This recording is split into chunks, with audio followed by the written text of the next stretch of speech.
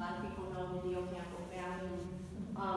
Hakeem, I don't agree with awarding the police a new building for bad behavior.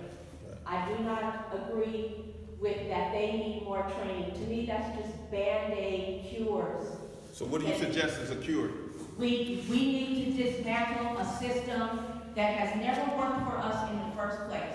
They are the product of the slave patrols. They are the product of the cavalry to swoop up our people and put us back into slavery. This is what we talk about systemic racism.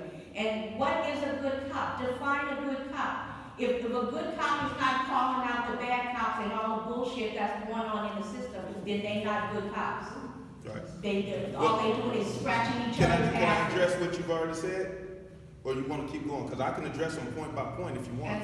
And so this needs to go on the agenda at the city council because for far too long, the city council drags their feet on too many issues. So, number one, I'd ask you to take a look at this and see what I made a priority. But as he said, do you really want me to walk into city council and say, I want you to dismantle the police force?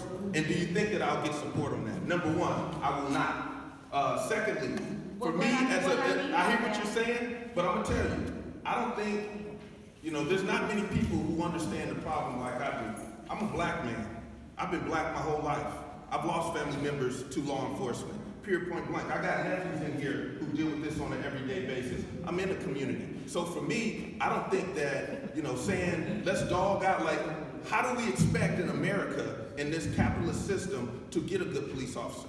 If you're saying don't do any training, then what do? Just put our hands up and say, forget it? I can't do that. Because the city of Vallejo, they haven't been doing implicit bias training. That needs to happen. The city of Vallejo needs to do that. We also need to address institutional racism, which is investing in our kids. And making sure that even if there was a good police officer out there, how do we retain that good police officer? Why would they want to work in Vallejo? But what I get tired of is people who are saying, we don't need to put a good we don't need a good police station. Don't pay them. No, I want a good officer in my community, period. And I'm willing to pay them, and I'm willing to do what's necessary, because saying that we don't need it, that's easy for you to say. Because for me, these officers are dealing with these youth. And if I got to give them a police station for them to treat these young Africans correctly, I'm going to do it, period. And that's where I'm at. Because it's easy to sit there and say that, but we have to be strategic in our thinking. We cannot be, for me, I'm a Vallejo kid. I grew up fighting. You have to be a strategic fighter. You can't be wailing around. You have to fight. I'm still talking if you'd like to hear me, but you have to address these underlying issues. Implicit bias training, they're not getting the training that they need. They're not addressing the fact that the city of Vallejo has never invested in our youth. So I would love to hear any solutions people may have, but just getting up there, they didn't elect me to get up there and say, F the police. I was put on city council to make sure that I'm making a difference in my community, that we're putting good policing out there. That's why I pushed hard, if you look through this, for council priorities, investing in Vallejo youth, as well as community police relations. But like I said, it's easy to point out the problems. What are we gonna do about solutions? Me walking in there and saying, I wanna dismantle the police force, I mean, come on. Like, that sounds good, but we still want good policing in our community, period. That's what the community here wants. So for me, the black community, if we're talking about issues in the black community needs to speak for our own issues. And we need to define our own issues. We can't let anybody define our issues. Just as we can't allow the Native Americans to define. So I'm not going to define your issue.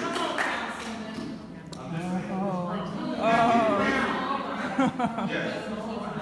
Councilman Brown, this is a comment. Yes. My name is Muriel Martin, and I am a resident, 20-year resident of Vallejo. I just wanted to make one statement, and that's accountability. You're one person with all these great ideas, but you're just one person. What are the other council members doing?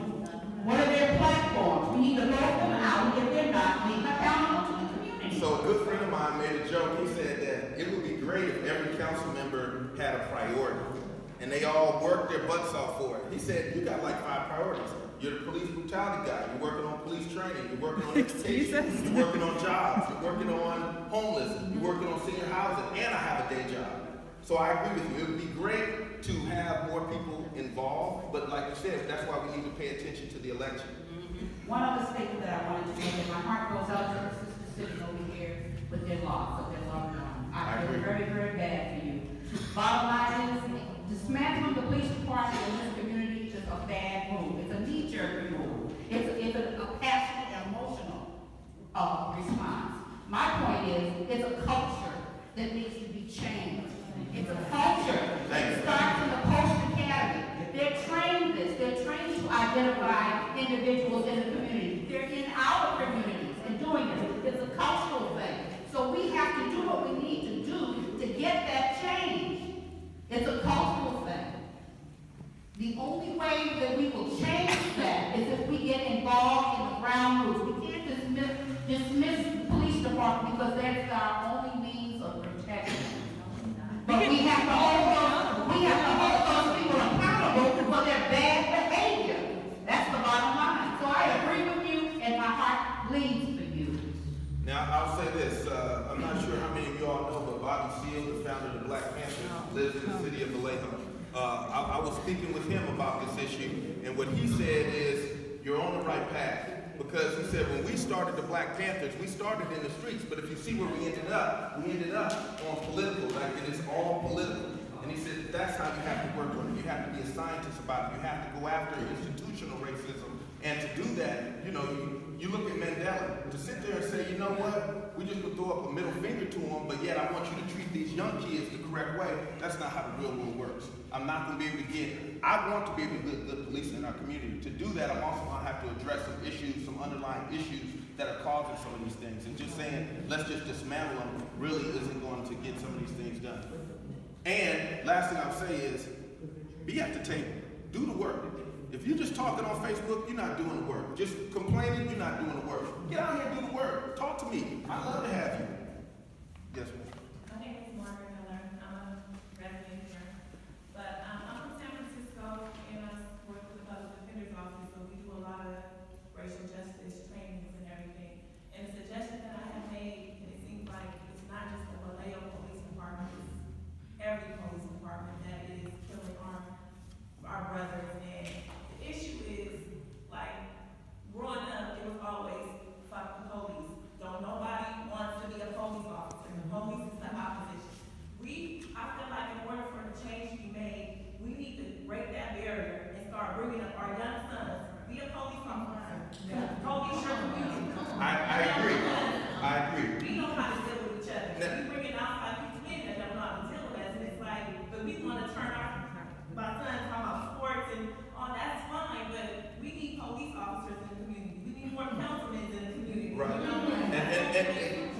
And thank you for saying that, sister. I totally agree with you. You know, my evolution in thinking is, excuse me, Sister Pat, but my evolution in thinking started when this young sister's brother was killed. I remember being at that meeting and looking around, seeing the youth upset. That was the last time we saw. I mean, the youth were out there. They were upset. They were emotional about it. I'm looking around. I'm seeing the police officers. They looking mad. And I remember talking to my friend Morgan saying, man, I feel like I've done this a million times. I've come to these things and I'm not seeing the change that I want to see. Because what I want to see is less incidents like that and less young people dying. Mm-hmm. And I agree with you. And so for me, I've had to address it from a systemic point of view. You know, I agree with you on the point that how do we flood our police departments with more officers of color? But my thing would be is, if we did have 10 brothers and sisters go through the training and they got done and they said, Councilmember Brown, should I take a job in Vallejo or should I take a job in Benicia where I'm gonna make $20,000 more, get a $10,000 signing bonus, I don't have to work forced overtime, and I don't have to kill anybody? I'm gonna tell them go to Benicia. No one has to kill anybody. What'd you say? No one has to kill anyone. The last 3 people that were killed were unarmed. I appreciate that, You're being disrespectful to dead men. That's killed by police. Yes. Okay. That's what I think. But like I said, we have to be competitive with our pay to retain those brothers and sisters and attract. You know, I've spoken to brothers and sisters with the Vallejo Police Department, and they've said the same thing, is that how do we retain good officers, even if they are officers of color, unless we're competitive in pay. And we start addressing some of these underlying issues to where Vallejo is active because the citizens in the city does not invest in our youth. They don't. They've never invested. When I was a kid, they did not invest in our youth. They still don't. And I'm glad to say that we're changing that by getting that as a tier 1 priority as city council. But I agree with you. We have to approach it strategically. You know, all of the yelling and screaming, that ain't gonna, nothing's changed. We've been yelling and screaming since the 60s. Nothing has changed. I just was at a League of Cities conference where a council member who's been on since the 60s said that we're in a worse position than we were during civil rights.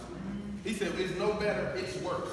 And so for me, we can't keep doing the same things and expecting different results. But I agree with you, that's, all of the departments will be taking on interns and taking on apprenticeship programs. That's police, fire, water, public works, they'll all be taking those on, and that's part of my initiative, but I totally agree with you. What's the starting pay of the police department? I'm not sure.